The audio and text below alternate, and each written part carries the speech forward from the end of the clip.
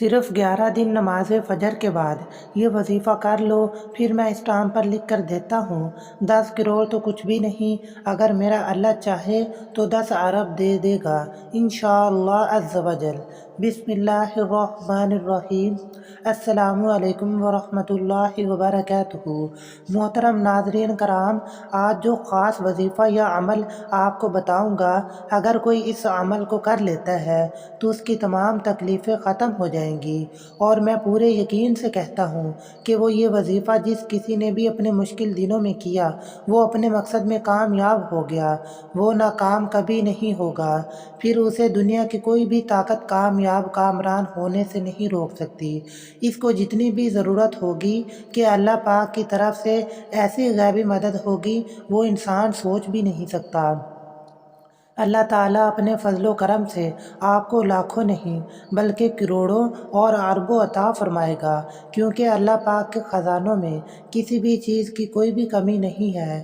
وہ اپنے فضل و کرم سے جسے چاہے غنی کر دے، جسے چاہے مالا مال کر دے، اور جسے چاہے ذلت و رسوائی عطا کر دے، اور جسے چاہے پستیوں کی اتھاہ گہریوں میں دھکیل دے، کیونکہ بے شک اللہ تعالیٰ ہی ہر چیز پر قدرت اختیار رکھتا ہے، اس کے قبضے میں ہر شے ہے۔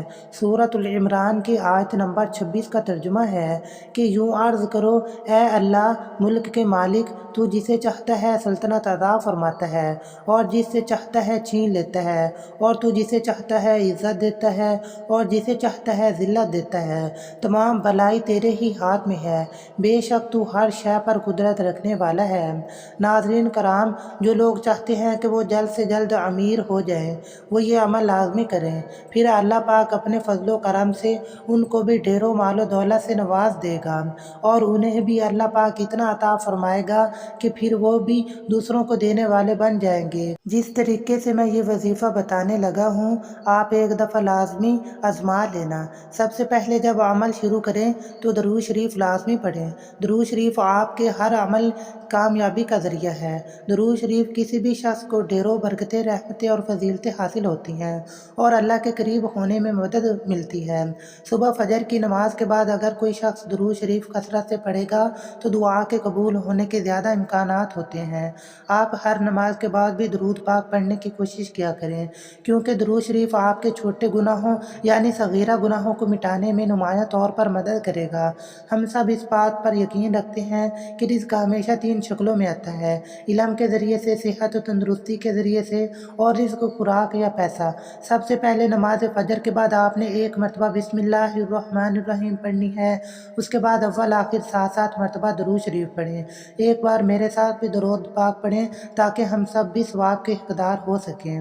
اللہم صلی علی محمد عبدک ورسولک وعلی المؤمنین والمؤمنات والمسلمین والمسلمات۔ آپ نے درود 7 مرتبہ پڑھ لینا ہے۔ درود پاک پڑھنے کے بعد آپ نے 11 مرتبہ تیسرا کلمہ شریف پڑھنا ہے۔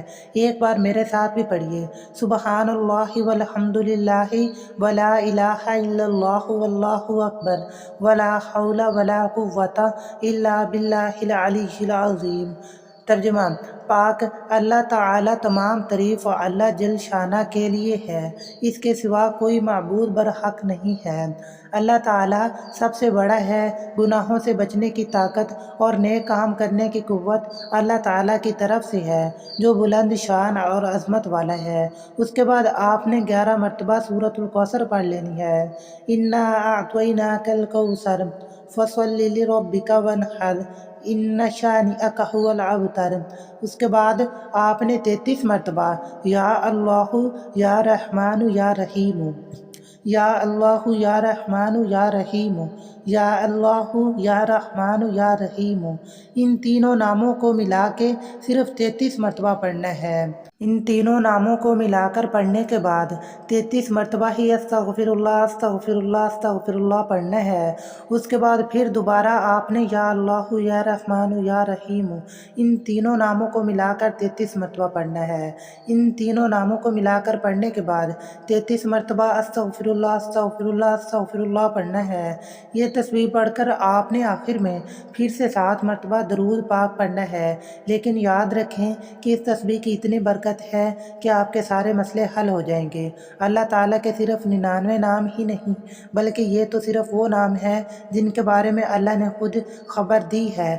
حقیقت میں اللہ کے بے شمار نام ہیں جن کو ان کے سوا پوری کائنات میں اور کوئی دوسرا نہیں جانتا۔ آج کا یہ وظیفہ بہت ہی مجرب اور طاقتور ہے۔ اگر آپ چاہیں تو اپنے کسی بھی جائز مقصد کے لیے اس عمل کو کر سکتے ہیں۔ وظیفہ کرنے سے پہلے صدقہ ضرور دیا کریں اور وظیفہ مکمل کر لینے کے بعد سچے دل سے دعا کرنی ہے۔ صرف اور صرف اللہ تعالیٰ کی ذات پر امید اور یقین رکھیں، اللہ رب العزت کبھی آپ کو مایوس نہیں کرے گا۔